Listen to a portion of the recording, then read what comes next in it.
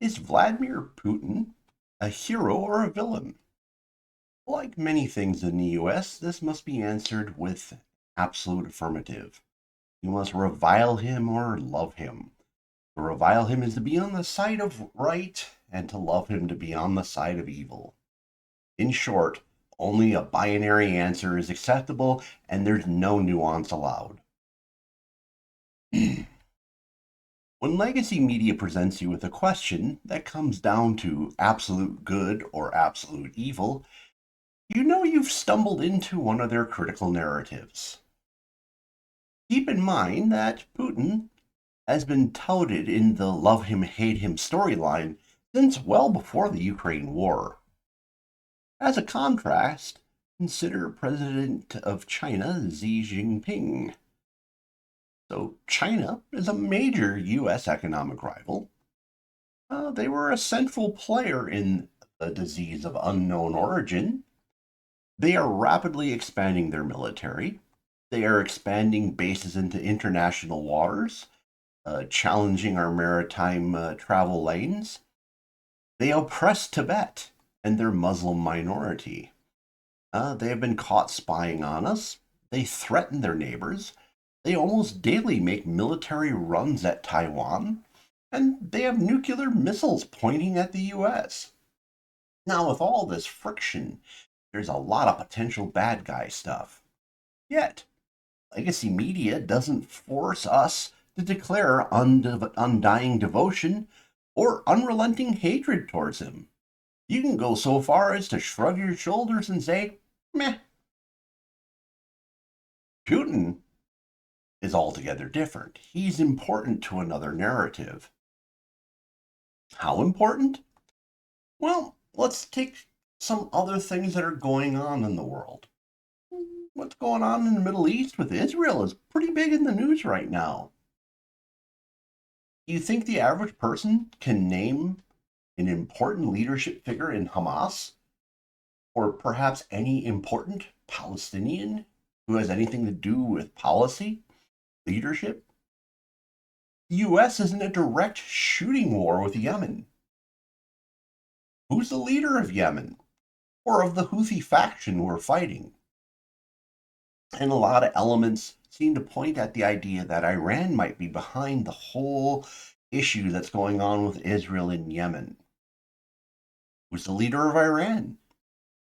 Now, I know some of these because I'm a news geek, but most Americans can't. But we all know who Putin is, every last one of us. The point is that legacy media speaks for the establishment, and Putin is the close center of a narrative that they want told. So, how does he end up such a polarizing figure? Well, it's for several reasons.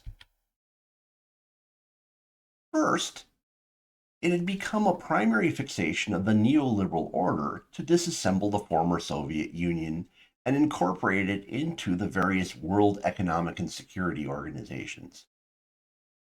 Russia itself was envisioned as part of this process, but Russia's national pride prevented them from accepting a role as a mere member when they saw themselves as an equal partner. Putin became the face of nationalism.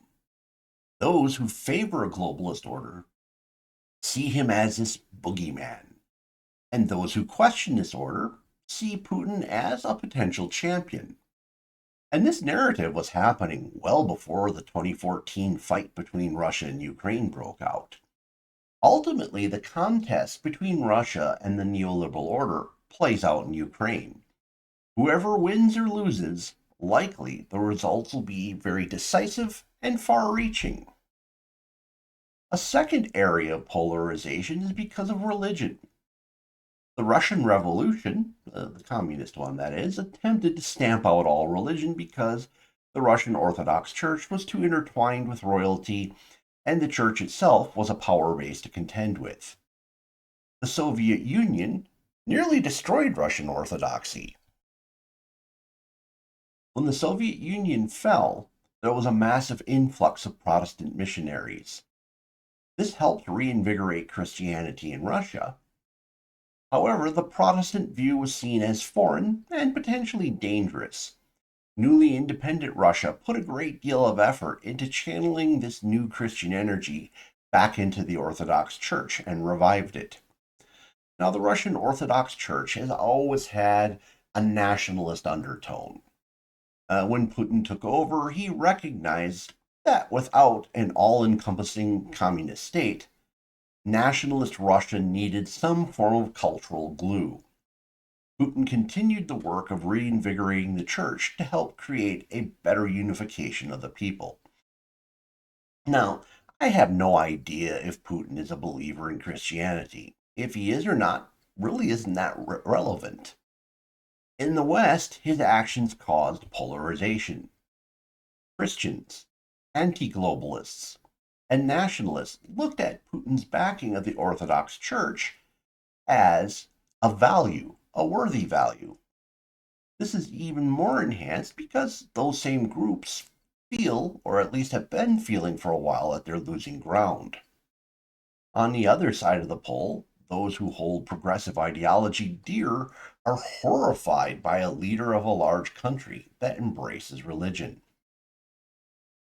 Now, another polar issue is traditionalism. The West has embraced homosexuality, radical feminism, transsexualism, and a plethora of divisive policies surrounding ethnicity and race. These non traditional upheavals are new. Uh, some of them only a mere 2 decades old, some of them barely a decade old.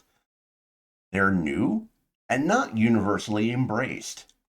This caused both the pro and anti tradition camps to be hypersensitive, and they feel under siege.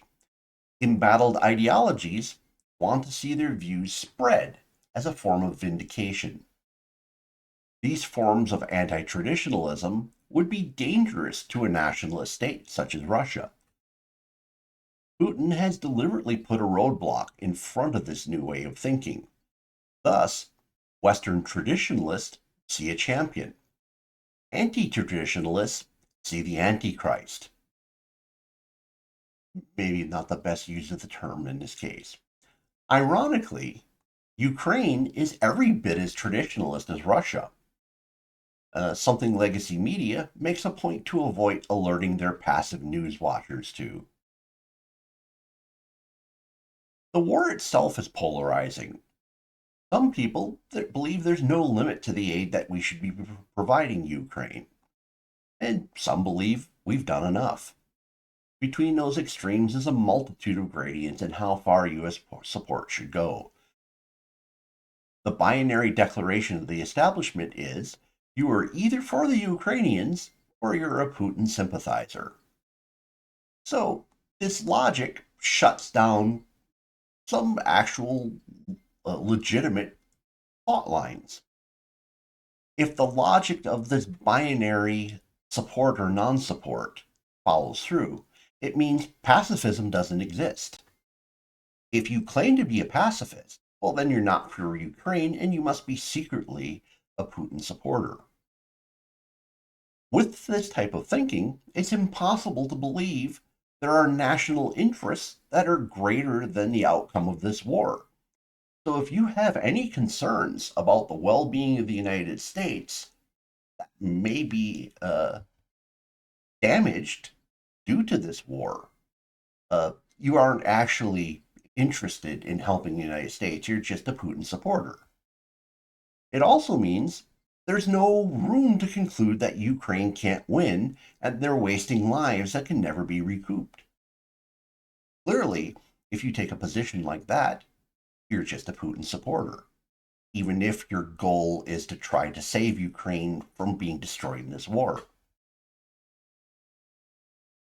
So ultimately, back to our original question, is Putin a hero or a villain?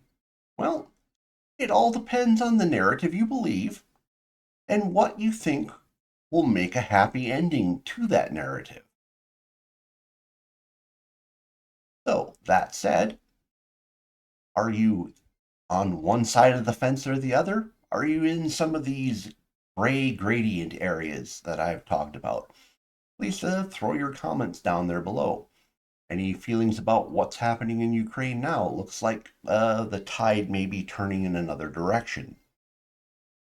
Please smash the like button. If the YouTube algorithm's brought you here and you're not a regular subscriber, please consider subscribing. Check out my titles. I get into a lot of different stuff. And if you know someone who might find this useful or interesting, please share it with them. Thank you for spending time with me this evening. Hope to see you again in a future video.